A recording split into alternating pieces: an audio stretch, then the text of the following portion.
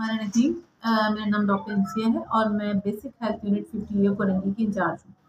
आमतौर पे हमारे पास आजकल ओपीडी के टर्नओवर में बड़ों के साथ-साथ बच्चों की तादाद में इज़ाफ़ा होता जा रहा है, क्योंकि आपको पता है कि बच्चे जो हैं वो फूल की तरह होते हैं, बच्चे नाज़ुक होते हैं, सेंसिटिव होते हैं, उनकी इम्यूनिटी कमज़ोर होती है।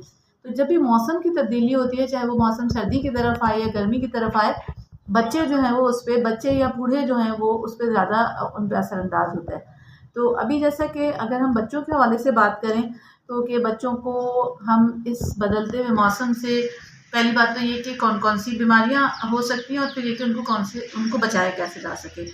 तो अब ये कि जैसे मौसम की तब्दीली हो रही है और मौसम गर्मी की तरफ से ठंडी हवाएँ आ रही हैं और ठंड की तरफ बढ़ रहा है, तो उसमें आम तौर पे हमें 3 तरह की प्रॉब्लम्स आ सकती हैं बच्चों के लिए, जिनमें सबसे पहले फ्लू या नज़ला खाँसी है, ठीक है? दूसरे बुखार और तीसरा स्किन इन्फेक्शंस है। अच्छा, उसमें आम तौर पे जब जैसे फ्लू है या नज़ला खाँसी है, क्योंकि आपको पता है जैसे हवा ठंडी होती है तो बॉडी में इम्यूनिटी और ख़ुद मुदाफ़ियत जो है वो काम करना शुरू कर देती है और बच्चों को नज़ला और खाँसी की कंप्लेन होती है। उसमें हम सबसे पहले बच्चों को आप घर से शुरू करें, उनको यखनी दें, उनको जूसेस दें, उनको पानी का और कहवे का इस्तेमाल बढ़ाएँ और उनको ठंडी हवा से बचाएँ और उनको जैसे जिसके जो हैसियत है उसके हिसाब से मौसम का फल जो है वो बच्चों को दें।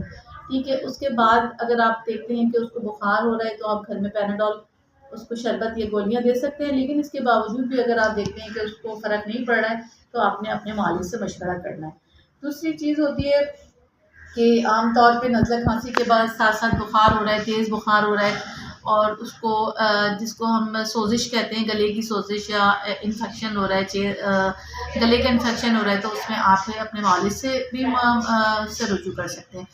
तीसरी चीज़ ये होती है कि जैसे-जैसे सर्दियाँ होती हैं तो जल्द जो है वो खुश्की की तरफ आती है और फटने लगती है और स्किन सोज़िश या स्किन इन्फेक्शंस ज़्यादा होते हैं, वो आमतौर पे बच्चों में होते हैं या बूढ़ों में, यानी जिनकी क़ुव्वत मुदाफ़ियत कमज़ोर होती है, या ये कि आमतौर पे आपको पता है हमारे यहाँ जैसी जो हमारी कम्युनिटी है उसमें बच्चे खेल-कूद में होते हैं, बार-बार गिरते हैं, ख़याल नहीं करते अपना।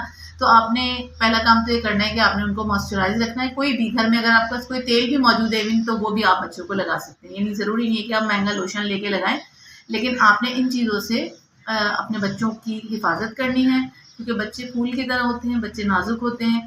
बच्चों की हिफ़ाज़त करेंगी तो हमारा मुल्क सेहतमंद रहेगा। Thank you.